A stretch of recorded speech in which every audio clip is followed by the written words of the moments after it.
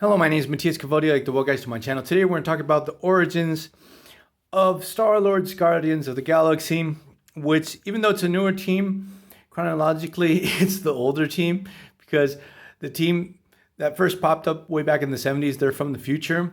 So these guys are the predecessors, and it's sort of confusing, but the thing is, 2007, we get the first story arc with this new lineup. And it all takes place during the Annihilation Conquest. Pretty interesting crossover. I enjoyed it. It came after the first crossover, the Annihilation crossover, where Annihilus tried to come into the main Marvel Universe and destroy everything that got in his way. Now we have Ultron, who's made a pact with the Phalanx. They're trying to they took over the Kree homeworld because of a big mistake that Starlord actually committed, taking the Space Knights to the Kree homeworld. They were infected with a techno-organic virus, leaving them the ability of basically infecting everything else and taking over not only the Kree homeworld, basically all of Kree, the Kree system. So the character of Starlord, he sort of made a comeback during the Annihilation crossover because he was a really, really obscure character. I only remember seeing him once in a Inhumans miniseries, if I'm correct. And also during the Thanos series, where Thanos comes across Starlord. He's in prison because he did something pretty terrible. So we get a retelling of what happened. Back in the day, there was a villain called the Fallen One. He was actually Galactus' first herald. The Fallen One has a falling out with Galactus. He's pretty much hell-bent on making things miserable for his old master. So he spoils planets so Galactus can't feed. So basically, he goes and destroys all life on those planets. So Star-Lord tries to stop the Fallen One, gets his ass kicked a couple times. Also, one thing that's sort of been forgotten over time is Star-Lord's sentient ship that's like super smart. Like the modern Star-Lord, I haven't seen him go back to this smart ship and having a relationship with the ship itself. Like many ways, very similar to the way Phantom X has Eva. So, I digress. So, Star-Lord devises a plan to stop the Fallen One using the vital energy of all the people on a mining colony on this remote moon, channels all their energy, blasts, and defeats the Fallen One, but basically he killed everyone on that place. He committed a horrible crime. He turns himself in. Backed up after that encounter, he has like all these cybernetic enhancements. We cut to the modern day after he let the Phalanx invade the Kree homeworld.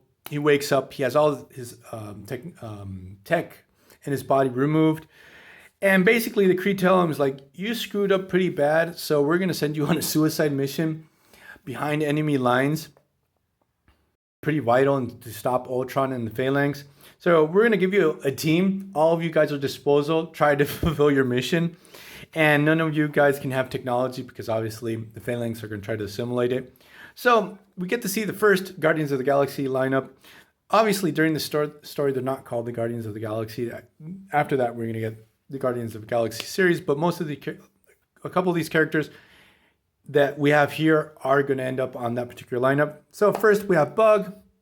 He used to run around with the Micronauts. Remember him popping up in the Cable series and during Earth X too. Then we have Death Cry or Death Scream or something like that. She's 90s. She's 90s as you can get. She's sort of like the resident Wolverine on the Avengers during a very bad time of that series. She used to pal around a lot with Hercules. Nobody missed her after she left that series. Then we have Mantis, who is going to be a mainstay on the Guardians of the Galaxy team. Captain Universe, who's this normal soldier that got the Enigma Force. He doesn't even know, he has no idea how to use his powers.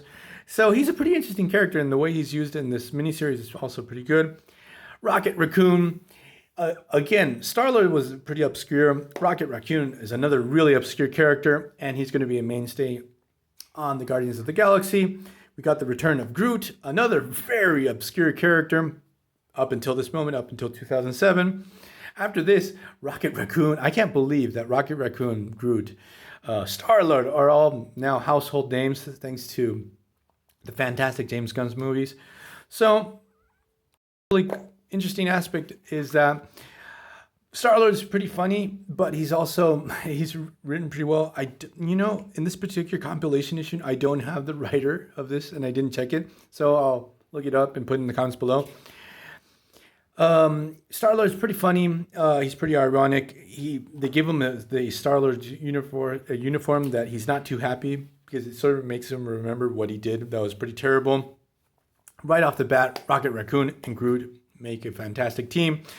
They work together during all the missions. Here I have the writer. It's actually on the last page. Keith Giffen did a fantastic job, and Timothy Green, the second art, is really, really good. I find it to be... It works very well with these characters and with the story. So in issue number 2, they go into Kree space. They start fighting against the Phalanx. They're trying to stay hidden and off the radar. The team is pretty dysfunctional, especially Death Cry or Death Scream. Again, put in the comments below. I can't remember her name. Is not much of a team player, and she gets really pissed off all the time against her teammates.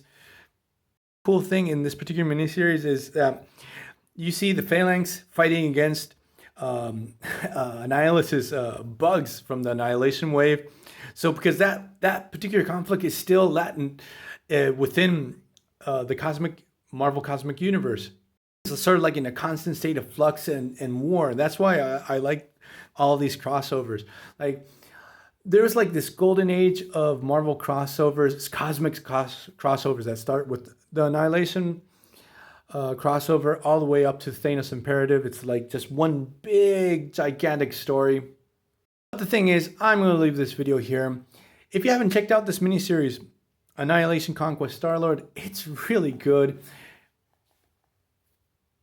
Writing is a lot of fun. You get to see where this generation's Guardians of the Galaxy comes from. So, see you guys next time. Oh, and one other thing. Groot speaks during this time.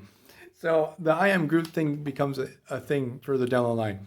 So, see you guys next time. Bye.